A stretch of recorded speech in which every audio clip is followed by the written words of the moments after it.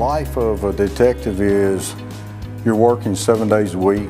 A lot of times we work, if it's a serious crime, we work until we're able to solve the crime. Sometimes it could be 2-3 days straight in order to try to solve this crime. You know, when we're on call, at least once every 3 weeks. So it's a lot of midnight, 2 o'clock in the morning calls that you have to get up and you know, someone needs help.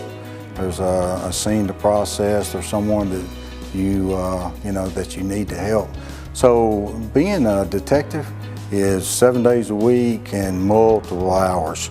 You know, over the years, you know, you miss a lot of family time with this, with your kids, special events. You know, if this job calls, then you know, you must leave and take care of it, no matter what the event is. Every year we go to specialized training for detectives because we have to stay updated on the latest technology because we do process crime scenes and collect evidence. You know, we're trained how to process crime scenes. Different technology is always advancing, like DNA. So when we go to crime scenes, that's one thing that we do. We do collect DNA now, blood samples, DNA, which allows us now to solve these crimes, which before we were unable to do that.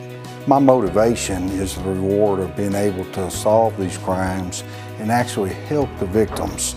A lot of times by solving these crimes, you know, it's a continuous reward for these victims that you can help them. Being a detective in the city of Carlisle is probably the most rewarding thing I've ever done in my life. You know, you're able to help citizens when they're in their, you know, when they need the most help. I'm able to go in, and a lot of times we deal with family members' death, and we're able to go in and assist them and help them. A lot of times that they've been victimized by a crime, and it's our responsibility to go in there and figure out who's, you know, committed this crime.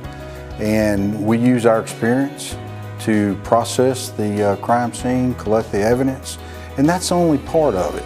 Once we're able to obtain warrants and arrest them, the other part is just begun, is the court processing. You know, a lot of times we go to court many times before the case is adjudicated. So just arresting them, that's just the very beginning.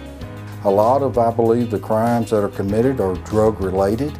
And you know, if these people that commit these crimes, if they had a preference, they would never want to be rearrested or be leaving handcuffs and go to jail again. So we try to get the necessary tools once we figure out what caused them to do that crime. So if it is drug related, we try to get them in a program. We try to get them the drug help that they need, or whatever the problem is. Once we identify it, we try to help the suspect, and that helps us because if they don't reoffend, then that helps everybody.